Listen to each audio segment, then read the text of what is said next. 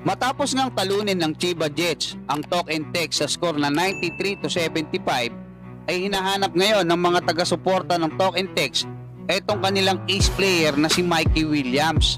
May kontrata pa kasi to dyan sa Talk and Text mga kabasketball, pero ayon sa pasabog ni Homer Saison ay nag-aantay daw to ng panibagong kontrata. Pag-usapan natin yan at makakatanggap ng pera itong ating Gilas Pilipinas, hindi lang sa gobyerno at sa isa pang agency at sa mga bossing dito sa PBA. Naka-display na itong mga gamit ni Coach Chot Reyes dyan nga sa FIBA House of Basketball Museum mga kabasketball sa Switzerland. Pero bago yan, hihingi lang ako ng isang like bilang pagsuporta.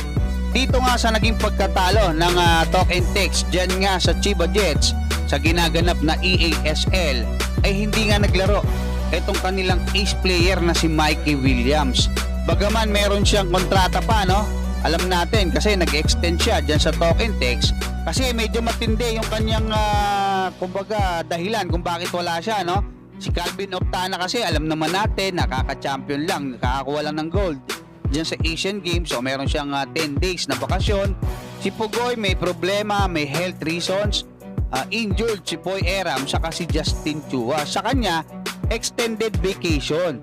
Ayon nga rito sa report ni Homer Saison mga kabasketball ay naghihintay ng panibagong kontrata etong si Mikey Williams.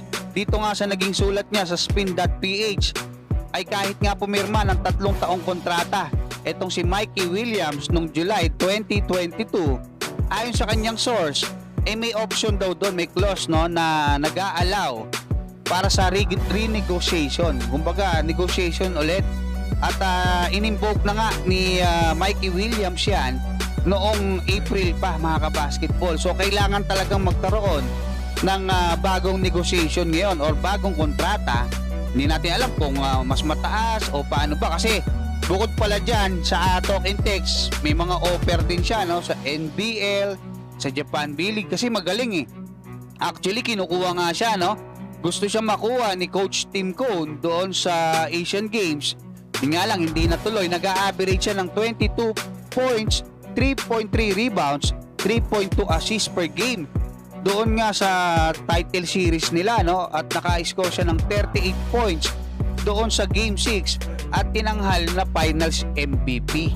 Dito naman sa naging balita ng spin.ph mga kabasketball ay makakatanggap nga ng incentive etong ating Gilas Pilipinas sa gobyerno. Alam naman natin yan, kay MVP at kay Ramon Ang. Meron pa mga kabasketball. Ayon nga rito sa report ng spin.ph, eto na yung presyo, no, 500,000 kada isa. So paano nangyari yon? Yung 2 million pesos kasi mga kabasketball na ibibigay doon sa mga athlete natin na nag-iisa lang, no? Halimbawa, boxing, 'di ba? Kala EJ Obiena, tigto 2 million sila. Pero pagdating sa ating Gilas Pilipinas, kasi 12 sila eh, 25% nung 2 million. So 500,000 yon kada isa mga kabasketball. At kasama rin itong coach diyan nga sa Republic Act na yan mga kabasketball, kasi kasama yung coaches.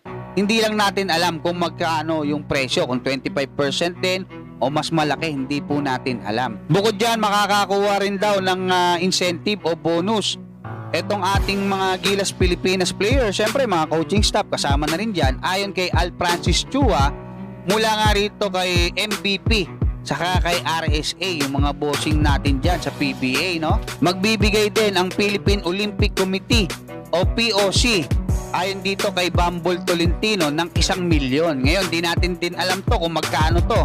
Kung hahatiin ba nila yung 1 milyon o 1 milyon kada isa. Yan hindi natin alam mga kabasketball. Eto matindi. Nag-donate ng mga gamit etong si Coach Tim Cone, particular etong kanyang coat, no, yung kanyang suit na jacket, yung mamahalin dito nga sa FIBA mga kabasketball. At ibinigay niya rin yung kanyang Nike Air na sapatos na may pirma niya mga kabasketball. Ibig sabihin makikita na natin yung naka-display dyan nga sa Switzerland, dyan sa FIBA Museum mga kabasketball. Ayon pa nga kay Coach Chot Reyes ay pinakiusapan umano siya ng FIBA Foundation's head na si Curator Miguel na mag-donate ng kanyang personal item na sinuot niya dyan nga sa FIBA qualifying windows last year, saka dyan sa FIBA World Cup. At ayon sa kanya, isang karangalan na makita yung quote niya na nakadisplay dyan nga sa FIBA Museum. Matindi yan mga kabasketball. Hanggang dyan, maraming salamat at God bless sa inyong lahat.